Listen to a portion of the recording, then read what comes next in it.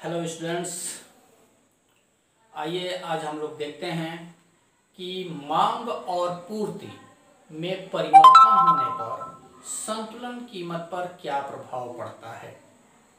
जैसा कि इसके पहले हम लोगों ने पूर्ण प्रतियोगिता के अंतर्गत कीमत का निर्धारण किस प्रकार से होता है इसके बारे में पढ़ चुके हैं। मैंने पहले ही बता चुका है कि पूर्ण प्रतियोगिता के अंतर्गत कीमत का निर्धारण वस्तु के मांग और पूर्ति के आधार पर होता है, और जहां पर वस्तु की मांग और वस्तु की पूर्ति बराबर हो जाती हैं वहीं पर उस वस्तु के कीमत का निर्धारण हो जाता है। अब कीमत का निर्धारण तो हो जा रहा है, ऐसी स्थिति में जब मांग मान लीजिए बढ़ जाए या मांग घट जाए, पूर्ति मान लीजिए कि बढ़ जाए या पूर्ति घट जाए, तो कीमत पर क्या प्रभाव पड़ेगा। आज के वीडियो में हम लोग इसी के संदर्भ में चर्चा करेंगे। सबसे पहले आइए हम लोग देखते हैं मांग में वृद्धि होने पर, मांग बढ़ जाने पर कीमत पर क्या प्रभाव पड़ता है। इसके नीचे हमने पहले से ही चित्र खींच रखा है ताकि समय बच सके। चित्र में दिखाया गया है कि ये डी मांग वक्र है, डी मांग वक्र है और यस पूर्ति वक्र है। मैंने पहले ही बताया है कि जहां पर मांग और पूर्ति दोनों एक दूसरे के बराबर होते हैं वहीं पर कीमत का निर्धारण होता है। तो मांग और पूर्ति दोनों ई बिंदु पर एक दूसरे के बराबर हैं, तो कीमत का निर्धारण क्या होगा।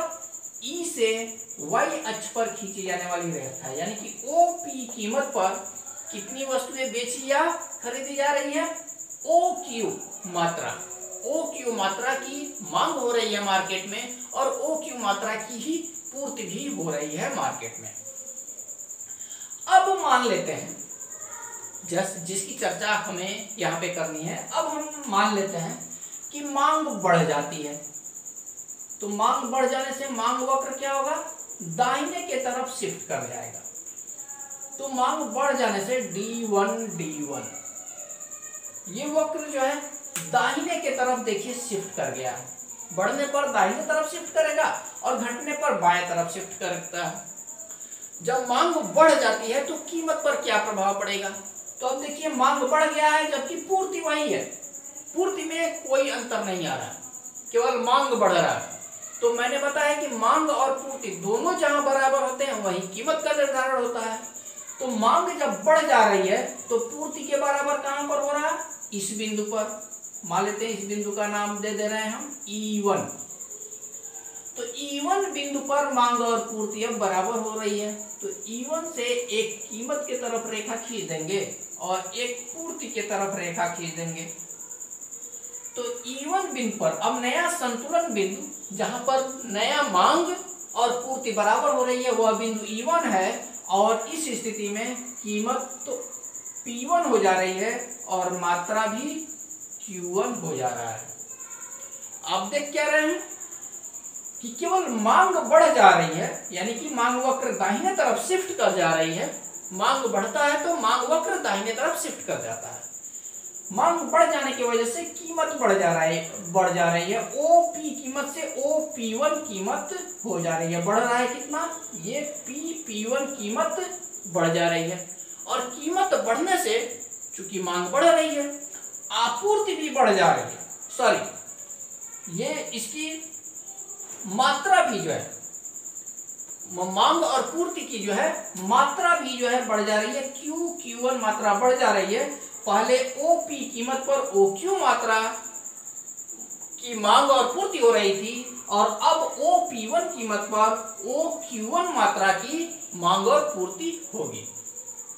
इस तरह से आप देखेंगे कि ये मात्रा भी, मांग और पूर्ति की मात्रा भी Q1 बढ़ जा रही है।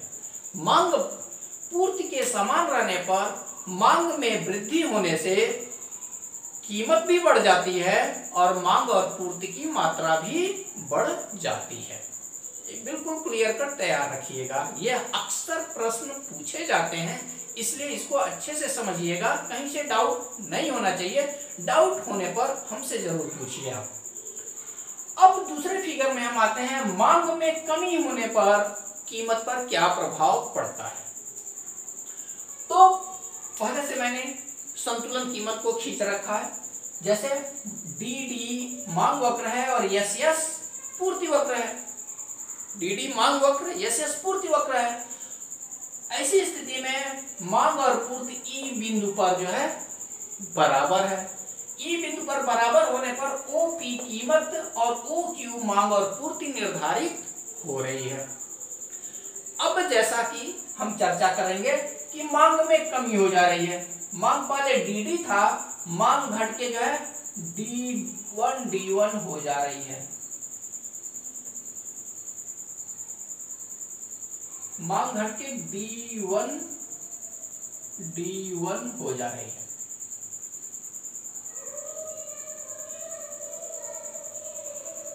पहले हमने क्या देखा था, मांग बढ़ रही है तो दाहिने तरफ मांग वक्र शिफ्ट हो जा रहा था, और अब हम क्या देख रहे हैं कि मांग घट रही है तो मांग वक्र डी से D1 बाईं तरफ शिफ्ट हो जा रहा है।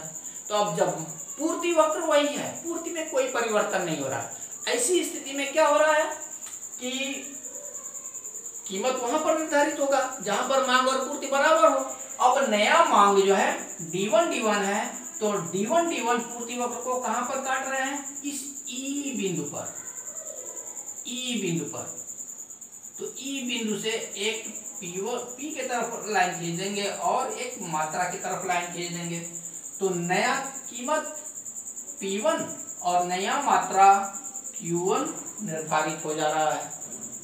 तो आप क्या देखेंगे कि नया संतुलन E1 बिंदु हो गया। क्या देखेंगे कि पूर्ति के बिल्कुल सेम रहने पर, वही पूर्ति रहने पर जब मांग घट जाती है तो उसकी कीमत भी घट जाती है, और कीमत घट जाती है तो जो मांग और पूर्ति की मात्रा है वह भी घट जा रही है। इसको हम सैद्धांतिक रूप से, व्यवहारिक रूप से हम बता दें कि जो है, जैसे मान लीजिए कि आप आलू खरीदने मार्केट में जा रहे हैं। मार्केट में आलू की कुछ कीमत पहले से निर्धारित है, जैसे मान लेते हैं 20 रुपया किलो पहले से कीमत जो है आलू की प्रचलित है। तो 20 रुपये किलो के हिसाब से जो है एक कुंतल यानी कि 100 किलो आलू की मांग हो रही है, और 100 किलो आलू जो है किसान लेकर के मार्केट में आता भी है, और 20 रुपये किलो जो है आलू बिक रही है। अब मांग बढ़ जा रही है, पहले 100 किलो आलू की मांग हो रही थी मार्केट में, अब मार्केट में आलू की मांग 120 किलो हो गई, जबकि आलू की पूर्ति 100 किलो, किसान 100 ही किलो लेकर आ रहा है, लेकिन आलू की मांग जो है बढ़ गई, 120 किलो हो गई। तो अब बेचने वाला क्या सोचेगा कि बहुत ज्यादा खरीदार हैं, इसलिए पहले जो 20 रुपए में बेच रहा था क्या करेगा, कीमत थोड़ा सा बढ़ा देगा, 20 रुपए किलो वाला 25 रुपए किलो बेचने लगेगा। इसी वजह से, और जब 25 रुपए किलो बेचने लगेगा तो देखिए कीमत बढ़ गई है। अब जैसे ही 25 रुपए किलो जो है ये बिकने लगेगा, वैसे ही किसान को जो है लाभ बढ़ जाता है।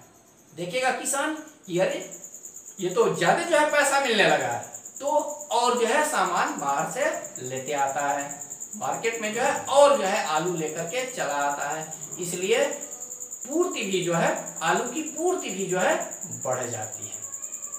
ओके, वैसे ही बिल्कुल इसी प्रकार से मांग में कमी होने पर होता है। जैसे मान लेते हैं कि वही आलू का एग्जांपल ही लेते हैं, जैसे यदि 100 किलो आलू की मांग और पूर्ति है और 20 रुपए किलो आलू मार्केट में बिक रही है, तो मान लेते हैं कि कभी ऐसा हो गया कि मार्केट में प्रचलन में आ गया कि जो है कि आलू खाने से शुगर होने लग रही है, तो क्या होगा कि लोग अब आलू की मांग कम करेंगे। पहले 100 किलो मांग कर रहे थे, अब क्या करेंगे, 80 किलो या 70 किलो ही आलू के खरीदार पहुंच रहे हैं। तो अब मार्केट में आलू उसकी पूर्ति तो 100 किलो है, लेकिन खरीदार मात्र जो है 80 किलो के ही आ रहे हैं, 20 किलो आलू बच जा रहा है ना। तो अब बेचने वाले को जो है किसी तरह से आलू तो बेचना है ना, तो वह क्या करेगा, कीमत को कम कर देगा। कीमत को कम करेगा, और जब कीमत को कम करेगा, देखिए इस दूसरे चित्र में कीमत कम हो जा रही है, और जब कीमत को कम करेगा तो किसान को क्या होता है, घाटा होने लगता है। तो अब 100 किलो आलू की आपूर्ति नहीं होगी, बल्कि जितना आलू की मांग है जो है उसके अनुसार आलू की पूर्ति भी अब 100 किलो से घटा के 80 किलो किसान कर देता है। तो यही थियरी होती है, यह एकदम प्रैक्टिकल आप देख सकते हैं मार्केट में जो है। आपको थोड़ा सा जो है अर्थशास्त्री जानकारी हो तो मार्केट में क्या हो रहा है, कैसे हो रहा है, क्लियर कट आप समझ सकते हैं। तो इस तरह से मांग के बढ़ने और घटने से कीमत बढ़ती और घटती है। इसके बाद वाले वीडियो में हम देखेंगे कि पूर्ति के बढ़ने और घटने से कीमत पर क्या प्रभाव पड़ता है। इस वीडियो में बस इतना ही। धन्यवाद।